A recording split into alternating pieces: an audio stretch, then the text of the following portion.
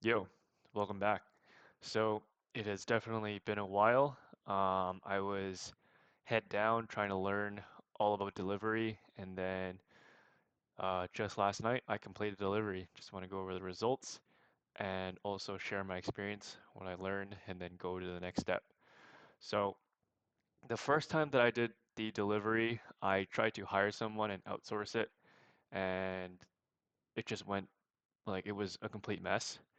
But we were still able to convert some applications. I believe it was 5 out of the 60 at the time, which is a good conversion rate because the pipeline is building, and I believe they were able to probably convert more.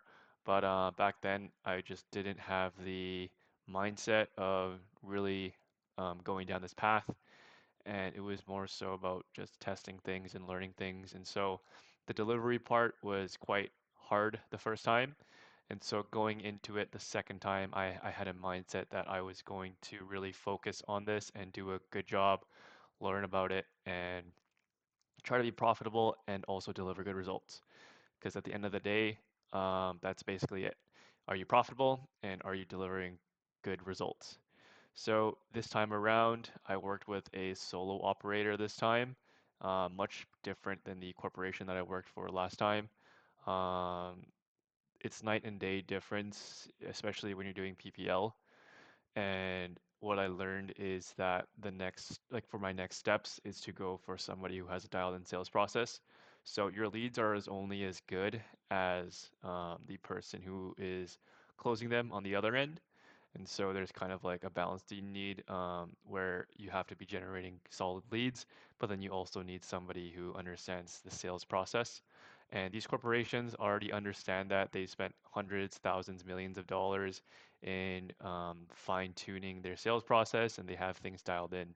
So when two of these systems are together and they're in place, you have a well-oiled engine, and yeah, you start building a profitable and positive result-oriented business and lead generation, which is what I'm trying to do right now.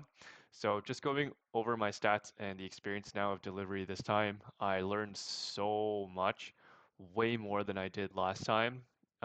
This time I was profitable at the end of the day. The first day I was in a very small loss, just launching all the ads.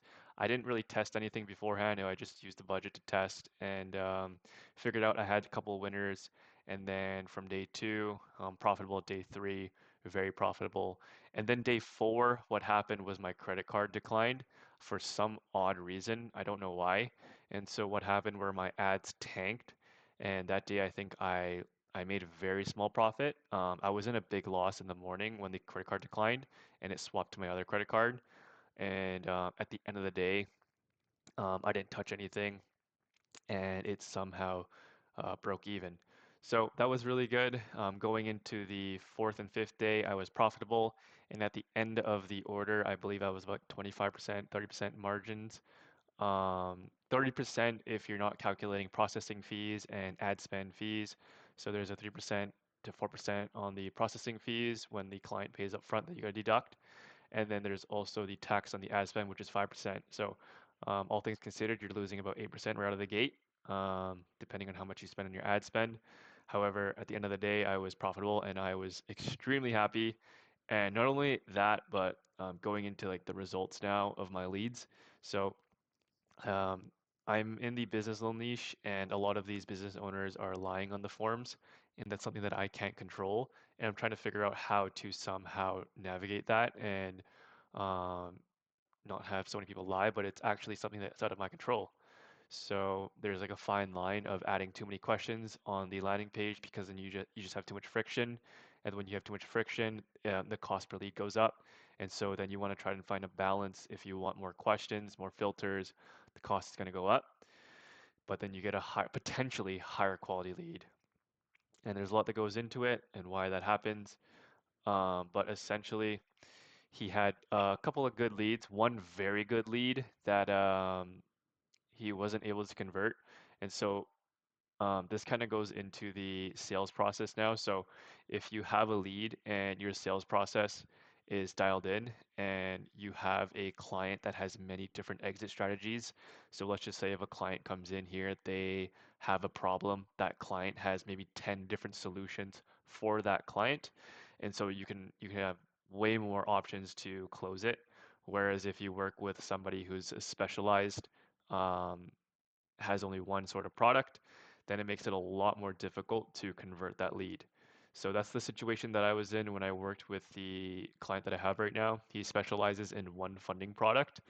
And so I just think that it's just lower probability for him to convert any leads and my leads. But it's still possible, it's just a lower probability. So having more exit strategies or having a dialed in sales process or just knowing where to move that lead once it comes in is now what I'm looking for in a buyer. And there's a buyer that I'm talking to right now where he has multiple exit strategies, and if it doesn't work for his funding products, he actually brings them to insurance as well. So there's just multiple ways to just um, move a lead and to close and convert a lead. So yeah, pretty happy with how everything went. I started filming my own ads just because I realized all the AI ads and creatives that I was creating, the CPMs and the metrics weren't good. So I was like, screw it, I'm just gonna film my own ads, and I'm having so much fun doing that. To the point where like I have so many ideas at night that I just can't sleep. So I have so many ideas and just filming things and just creating creatives, and then I just can't wait till I have more budget to test things and then to figure out if it works and it doesn't work, and then scaling things and cutting ads and then repeating that whole process. So it's a interesting um, business model that I really enjoy just because it has that creative side, but it also has the data side. So it's kind of like best of both worlds. And yeah, I just really, really enjoy what I'm doing right now. And the next step is to find a big buyer who has a dialed in sales process.